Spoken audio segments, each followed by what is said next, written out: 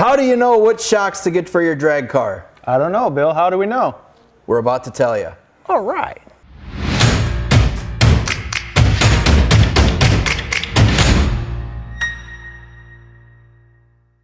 What's up, everybody? I'm Bill. I'm Steve.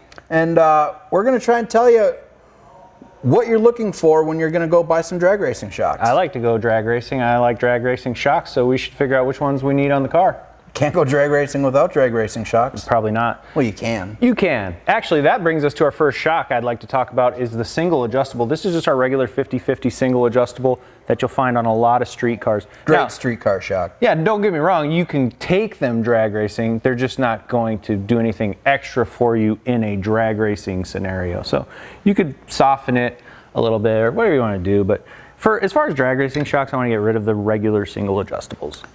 So I feel like we have the actual drag car shocks here as far as the selection goes. Let's start it off with the front shocks and talk about the Drag R Series 9010.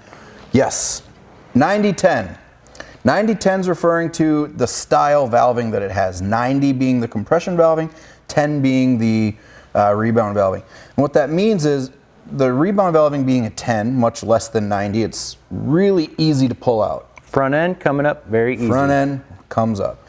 But even on its softest setting. Softest setting, that's how firm it is. So we're going to save some oil pans by having that firmer compression valving in it. These are front shocks. Easy. Save some egos by that front end coming up. Yeah, easy up, not easy coming down. But those are great for weight transfer, and you have 18 settings of adjustment. As you click that to the right, both motions are going to get slightly firmer as you go. The compression is always way softer than the rebound. Now, because the compression valving is so firm, those are not something you'd want to run on the streets. I mean, you're going to hit bumps, and the compression valving is going to. Yeah, you can. I mean, if you've got a street strip car and you want to bomb down to your local cruise night, I mean, you can do that absolutely fine. They're very capable, but they're not as versatile. So you're not going to go from street driving to drag racing and have it do both of them really well. It's going to do drag racing great. Yeah. It's going to do street driving marginal. Now, if you're running this single adjustable 9010 and you say it comes up great, I would like to change how it comes down. It's coming down too hard, too soft, whatever the case is. Now you need what, Bill? Now you need this baby right here, the double adjustable. Double adjustable, 2 knobs, one for compression, one for rebound. You can change each direction of the shock independently from the other one. Yeah, and now you could actually set it up the same as the 9010 by having the rebound very soft, the compression firmer. But when one motion needs to be adjusted, you can change just one motion. Yep. So that's where the double adjustables are essentially the ultimate shock for the front of a drag car. Well, not only that though, but that shock, you can drive 300 miles to your drag strip. Yeah. Have it a set street setting, 2 or 3 on the compression and 8 on the rebound and just cruise to the strip in comfort. Then you get there, crank your compression down to... Put it on kill and then... Compression up to drag race all 18. day and then turn it back to your street setting, drive it home. So the double adjustable is really versatile for what it can do. Also, now we talked about the 9010 being just a front shock because of the 9010 valving. This is a front shock and we also have the double adjustables in the rear shocks as well. Yeah, so in the back of a drag car, a double adjustable, I always recommend a double adjustable in the back of a drag car because that's where your traction's actually coming from, is the back of the car. So compression valving, you want that set so that after the rear end separates, it stays separated. Rebound valving, you want it to allow the separation, not squatting. We're not talking about the wheel getting slammed up into the fender in the back and squatting. I think with a competitive drag car, double adjustable is the only way to go back there, as well as the front. Yep. Until you get to the point where you're in the upper echelon of these settings and you have a car that fast, leaving that hard.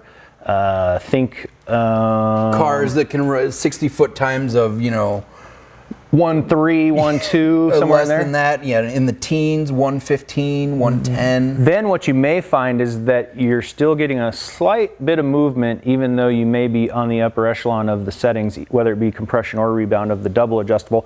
And that's where we go here. What's that? The Mod series. The Mod series. The Mod shock. This is the Grand Poobah. The Mod series has twice the force curve dampening ability than the double adjustable. It's just that much more shock.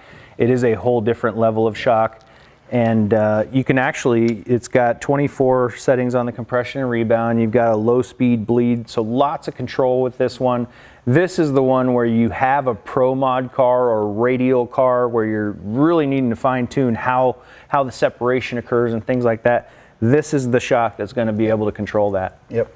So that's our 3 main drag shocks that we offer. This 9010 being just the fronts only. But once you get into the fronts and rears, you can get into the double adjustables. And if you get a little serious, a lot of serious, that Mod series I think is the best shock there. Yep. I mean, it really comes down to consistency, right? Like you can have a part store shock in a car that's set up really well and get a low 60-foot time. Yeah. But your next run, you know, you might run a 125 60-foot, and then your next run could be a 135. Yeah, or 140, or not consistent. So the more adjustability you have in your shock, the more ability you have to tune it to be consistent, so that you know every time I'm going to be in this window of, you know, 123 to 126. That's my 60-foot time. And when it goes outside of that, that kind of tells you, all right, track conditions are changing, atmosphere is changing, whatever it may be. And that's what you use to keep yourself consistent, so that when you go up to that guy next to you, you know exactly what you're going to run. Mm-hmm. Yep. So I hope that this video has helped you figure out which shocks are going to be right for your drag car. If you do have any questions, you can give us a call at the tech line anytime, or visit us at QA1.net. We appreciate you watching. Let's go drag racing. Oh. Yeah. Ah, you had to hit me.